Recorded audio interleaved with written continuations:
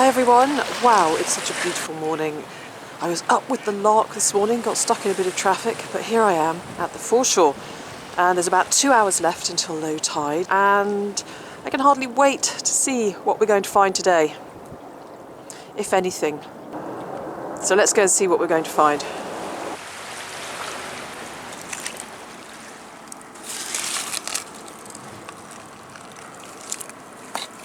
Now, can you see what I've spotted over here? It's a lovely marble.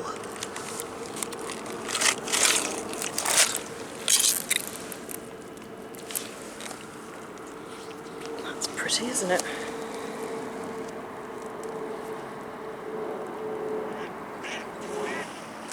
Now over here I've seen something just a little bit more exciting than a marble, I have to admit. Just down here, look, it's a coin. Can you see it there? Now that's nice. Now that looks like quite an old one. That looks like a George. Yeah, that looks like a George. Maybe George the II or George the III. It's very, very worn, unfortunately, but we might... I don't know if we're going to get a date on there. Possibly. Very, very possibly. Just see the faint outline of Britannia there. And the ghostly profile of George.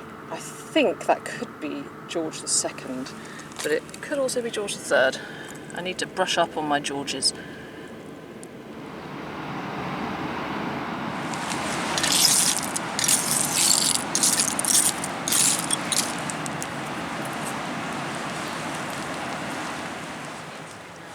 Thought that was a rabbit for a minute, but I think my imagination is getting the better of me.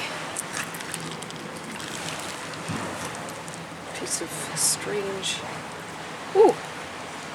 Oh look! I thought for a minute this was just a little piece of industrial metal, but it's not, look. It's part of a cross. And it's got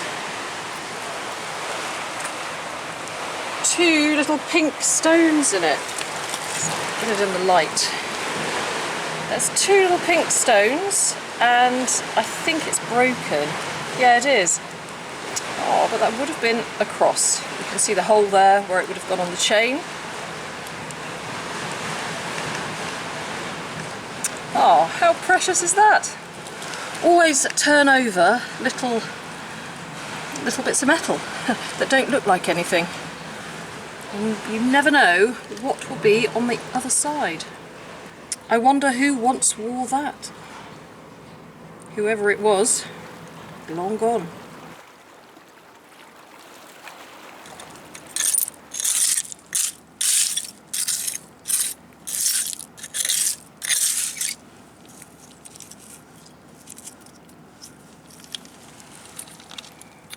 What's that? That looks like the hand of a watch or a clock or something. Actually, that looks like a tiny plane. Look, from this way up. Surely not. Yeah, look, it is. It's the tiniest little plane ever. Missing a wing. Look, there's its tail, there's its wing, there's the front of it. Oh my goodness. The tiniest little aeroplane. I love finding tiny things. I've got a whole collection at home of tiny Thames finds. But this is really sweet. Oh, a wingless aeroplane.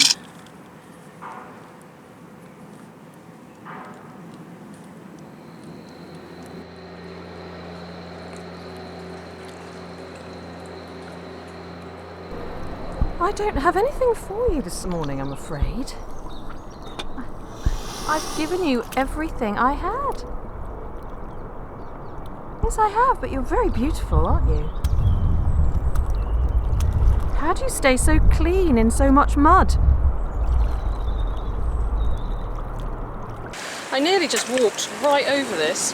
In fact, what first caught my eye was this here, strange looking thing here, which seems to be something rubbery. And then I saw right next to it a good old pipe bowl. A mudlarking session's just not right without a pipe bowl.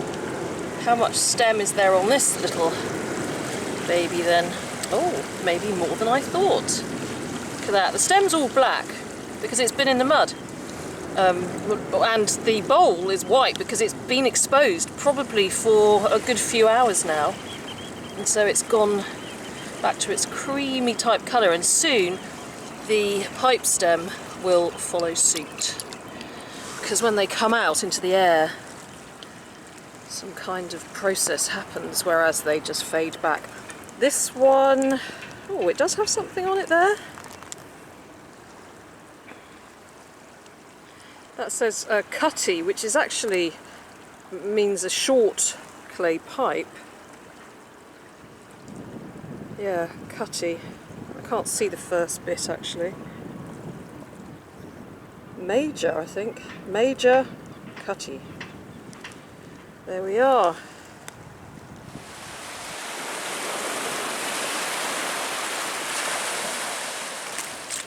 And down here, is this a little piece of grape shot? Is that what it is? Yep, I think it could be, you know. Yeah, that looks like it, doesn't it?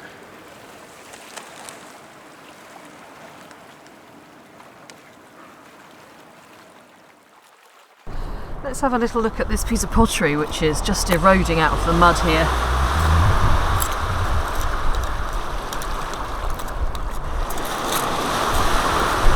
See it? What is it, I wonder? Oh, this looks nice. Oh wow, look!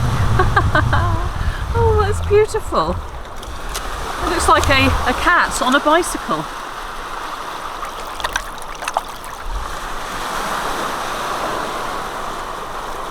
Is that a cat? That is lovely. Now, can anyone find the entire design to this piece of pottery?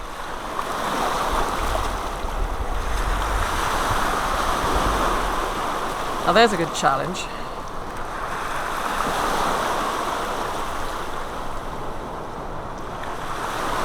There's another little animal there, watching by the looks of it.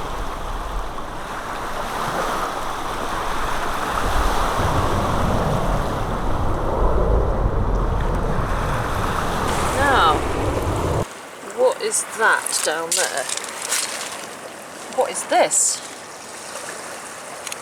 I can see from here that it's got some kind of decoration on it.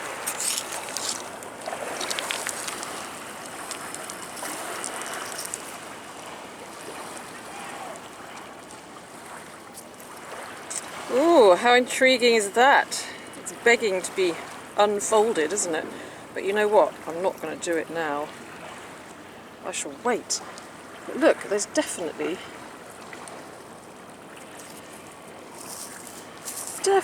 a punched design on there. Somebody, quite a long time ago I would imagine, has folded that up very deliberately. Right, into the bag it goes.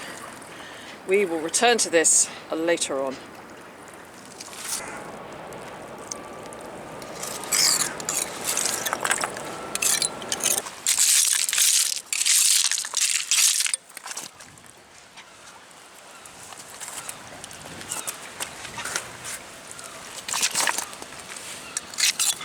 Oh, look at this.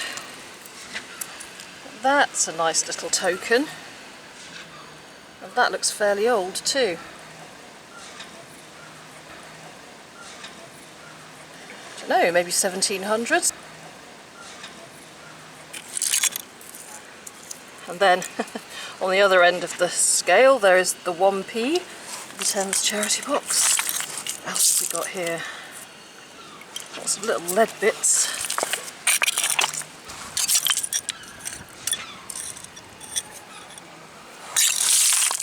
Oh look, oh, what a surprise. Oh, what's this one? 5p, 1p, and an old pound.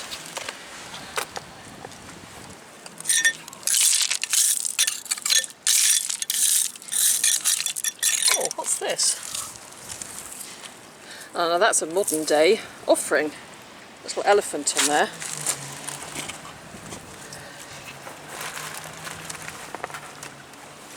You've got something from every era here.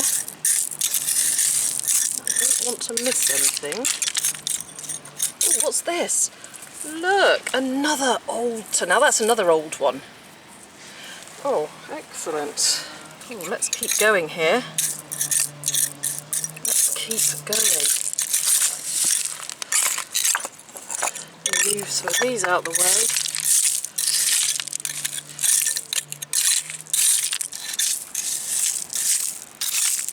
Oh, an old bullet.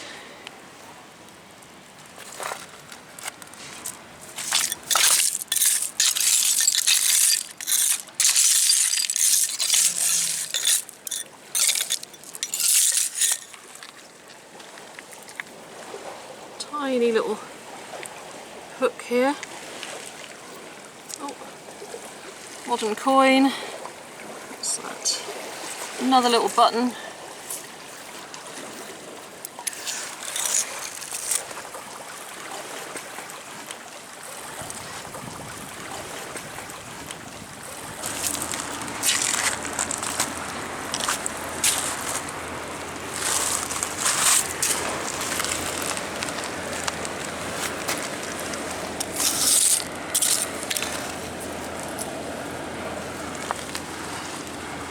What's this? I thought this was a washer at first, but it looks as if it has something on it, doesn't it? Maybe a foreign coin, I think. Foreign coin with a big hole in the middle. Intriguing.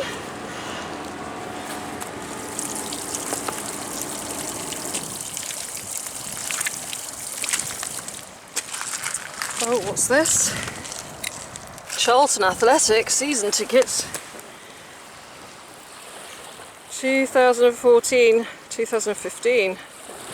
Now that's a great shame it's not this year. My son Angelo is a huge supporter of Charlton. I don't know, the things you find in the river. Strange.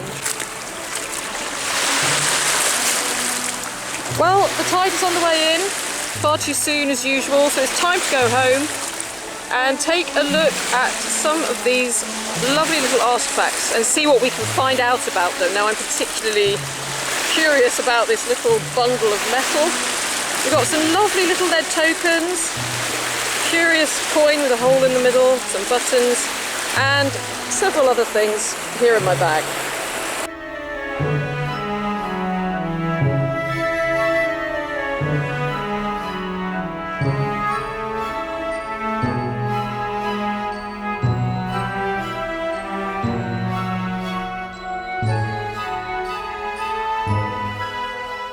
Hi everyone, how are you? I hope that wherever you are in the world, you're in good spirits and good health, and that January 2023 is being kind to you. I can't believe that it's nearly February. It seems 5 minutes ago that it was Christmas, and bring on spring, that's all I can say.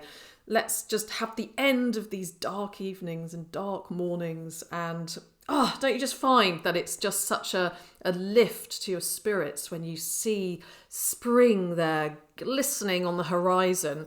I know that for me, it just makes such a big difference. So bring on spring and bring on the sun and the warmth and all the rest of it. Anyway, thank you very much for watching my video. As always, a very eclectic mix of finds here, and I'm going to say a few words about some of them. And then after that, I'm going to update you on the message in a bottle, which I found on the Thames estuary in Kent when I was out there on the 8th of January. So stick around if you want to hear a little bit more about the travels of the message in a bottle, which contained the ashes of Lorraine's dad, or some of the ashes, just a few of the ashes. Right, so looking at these finds, which I have right here next to me, I'm going to start with the oldest ones first, and they are these little tiny lead tokens here, which would have been pretty common back in the 17th, early 18th century, which is when these almost certainly date to. They would have been used for small change, possibly something like a ferry token to pay somebody to take them across the river. They could also have been used for gaming tokens. They had a variety of uses, so we're not absolutely certain what these would have been used for, but they usually have a very simple design on them. In the case of this one, it's like a cross-hatch design, and this one is a very simple cross design, and as I said, they were made out of lead.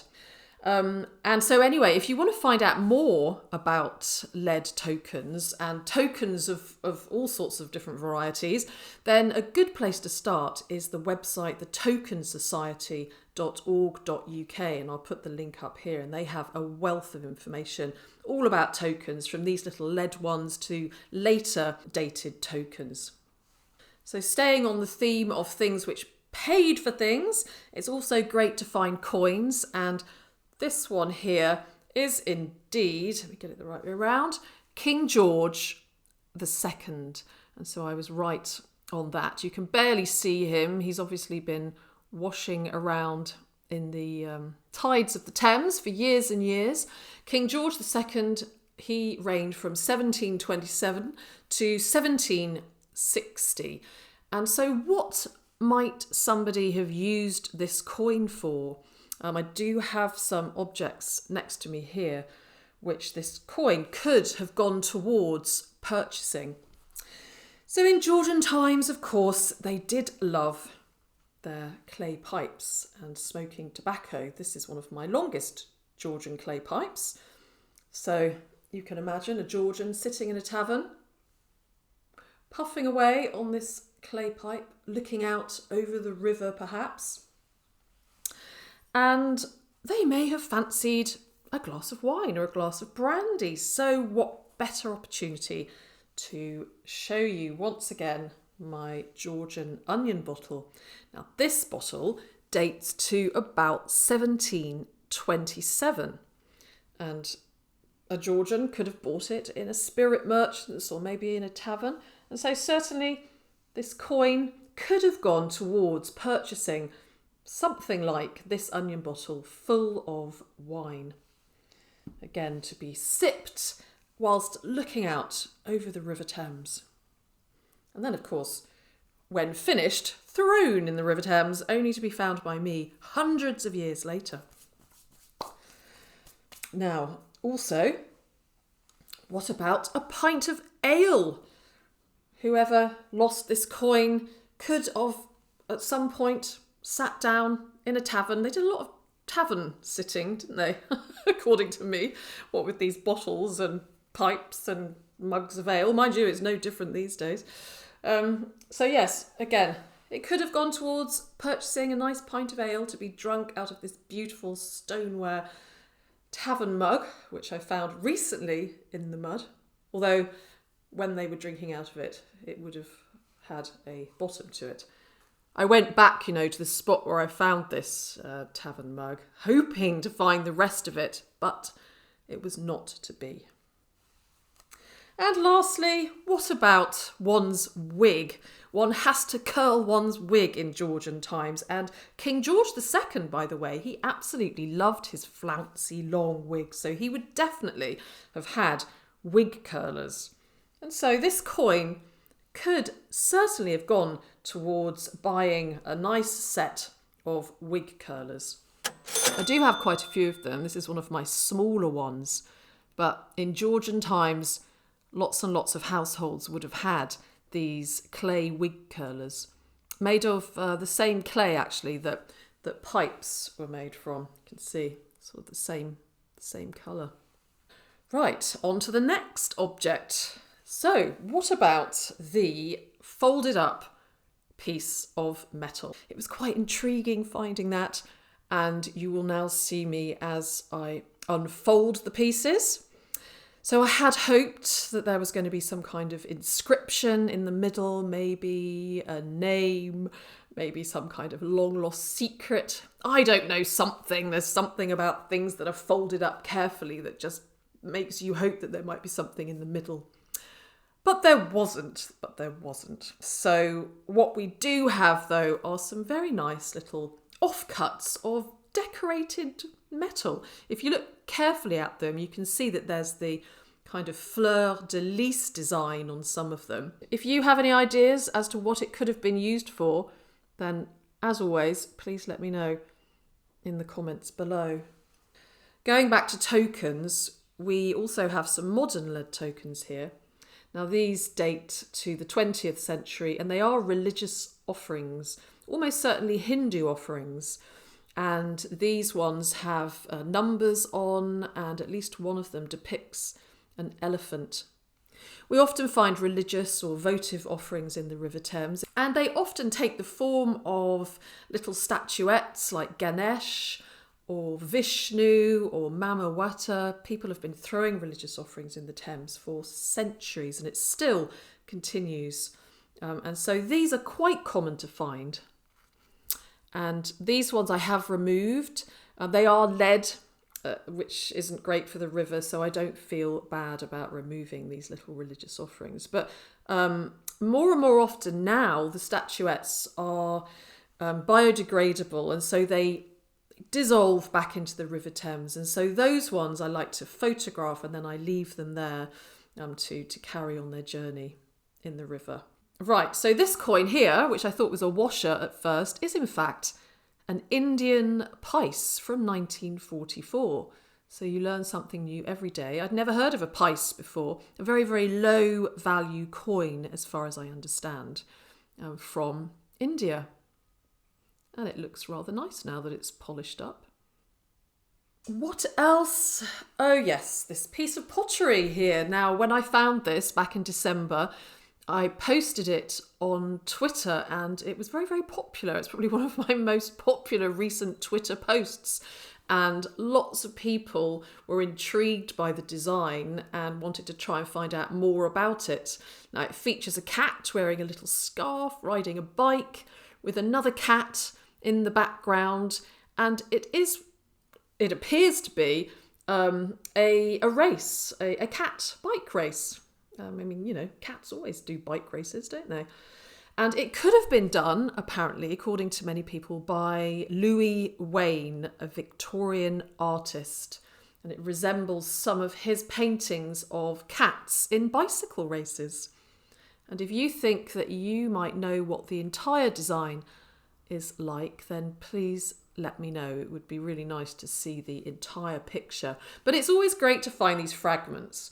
It's almost nicer sometimes to find the little piece that you can then sort of engage people with and have a little challenge trying to find the whole picture. But I'd love a mug like that. I'd drink my morning tea out of a mug with a cat on it in a bicycle race, wouldn't you? And apart from that, of course, I've got my tiny little aeroplane. There's not a lot I can say about that. And a few buttons, a few bits and pieces. So another lovely day by the River Thames, searching for fragments of history from our past. And so now, going on to the message in a bottle, which I found along the Thames estuary in Kent on the 8th of January. I'm going to play you the clip again for those of you who didn't see it. And for those of you who did see it, here's a little reminder. I'm just out on the Thames estuary in Higham. I'm out for a walk with David Nolan, and there's always loads of stuff washed up. Unfortunately, lots of it is plastic, but I've just noticed over here what looks like a little message in a bottle. So, great excitement. It's been a while. So this is the first message in a bottle of, well, I think it's a message in a bottle anyway. It looks like it could be, first one of 2023. So this bottle has been, sent of something, department or something. Past, okay, hang on a minute, do you know what it is? These are ashes by the looks of it. Now we have established that there are ashes in here, and there is a note, and it's pretty hard to read, but I can see by tapping the ashes there the lettering underneath, which seems to indicate that they would like to know how far the message has come, but I can't make out the rest of the message. And I know that if I try and take it out now here, it's just going to be a big mess. So we're going to go back to David's tugboat, the Hector Reed, and we're going to try and open it, read the note, and then in all probability we'll place it back on the river to carry on its journey. We have tried every way possible to get this message out of the bottle without breaking it, but unfortunately it wasn't possible. So we have had to operate and cut the bottle. So what we've done is safely remove the ashes into another little recipient, very safely. Cut open the bottle, and I've got another bottle here, so once we've read the message, we will be able to replace everything into the other bottle. So, you know, everything's going to be absolutely fine. So don't worry about the fact that I had to cut the bottle. So here's the message in here. This bottle has been sent off in memory of my dear departed dad. He loved to travel, but unfortunately passed away just before he was due to go on holiday. So, just wanted to see how far I could send him on his final journey. If by some miracle it is found, please could you find it in your heart to email me on, and then I've got the address, just out of interest of how far he has gone. Thank you in advance if you do contact me. And that's from Lorraine. Hi everyone, so here's a little update on Lorraine's dad. You may remember that I found this message in a bottle on the Thames estuary in Kent in January of 2023. Well, I took the ashes out and the message and put them in a different bottle because I couldn't actually open the bottle at the time, you may remember. And so I've added my own little note as well, and I'm here very close to San Francisco. That's the Golden Gate Bridge there in the background, and you can see San Francisco over there in the distance. And so Lorraine's dad has travelled over to California. Isn't that brilliant?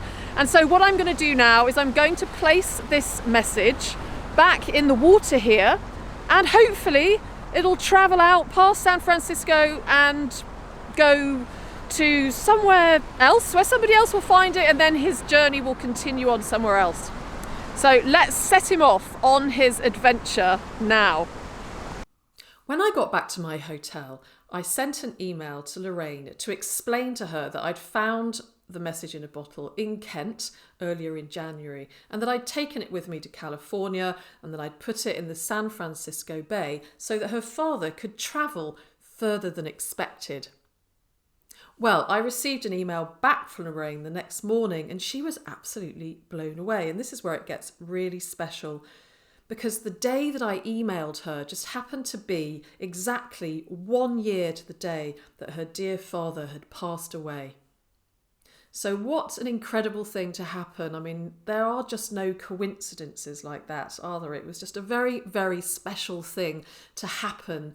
And I really think that it was Lorraine's dad somehow wanting to let Lorraine know that he is with her. And it was so lovely to just be able to play a part in that whole beautiful story of finding that message in a bottle just at the right time, just before I was due to travel abroad, then putting her father in the San Francisco Bay, and then telling Lorraine about it, and then it just being the anniversary of his death. It's just one of those lovely, lovely stories, and I'm so glad that I've been able to share it with you. And I'm also so glad that Lorraine's dad is out now travelling, goodness knows where, and that Lorraine had the idea of putting her father out in the Thames estuary. What a beautiful thing to happen. And talking of travelling, by the way, now that we can travel a bit more easily, I'm really in the mood for travelling, whether that be in the UK or abroad. And I'm also really keen to explore horizons new. So if you'd like to invite me along to go searching with you, whether that be mudlarking, searching rivers, streams, bottle dumps, a bit of metal detecting perhaps, like I said, in the UK or abroad, please get in touch. And who knows, maybe I could come and do a video with you too. So I'd love to hear from you. Let me know. Send me your suggestions. So the last thing I want to do before I go is I want to tell you about this amazing channel which I have discovered, and it's called Northern Wild Harvest. It's a family who harvest wild plants and mushrooms in remote wilderness locations across Canada. I came across this, I think originally because one of the family actually watches my videos and he sent me a link. And I watched it and I was really entranced by it. The beautiful scenery, the foraging for morels in these areas of forest which have been burnt in Canada. And when I was a child, I always wanted to be a mycologist. So, of course, I was instantly attracted to the idea of searching for these morels. But the whole ambience of these videos is absolutely lovely. It's the beautiful scenery, the process of going to these places and then searching for the mushrooms and toadstools and then preserving them. There's also bushcraft, and yeah, it's just a wonderful combination of scenery, education about mushrooms and toadstools. And I think if you're somebody who loves to search for something, whether that be in the mud or in forests, or whether that's for food, foraging for food, or searching for pieces of history, this channel may appeal to you. So I wanted to give it a shout out. Well, that's about it from me on this occasion. And as always, I'd like to say a huge thank you to each and every one of you for being such a kind and generous community of people. I feel very, very privileged to be able to share something I'm very, very passionate about with all of you here on this YouTube channel. Thank you too to everybody who has donated via my Ko-fi account and via Super Chat. I really, really appreciate it. And I really just appreciate you all being yourselves. It really is great to be part of this community with you all. So thank you. So I hope now that the rest of January is good for you and that February is also going to be an excellent month for all of you. And I'm looking forward to being back again very soon to share some more adventures from the River Thames and elsewhere in the very near future. See you soon. Bye-bye.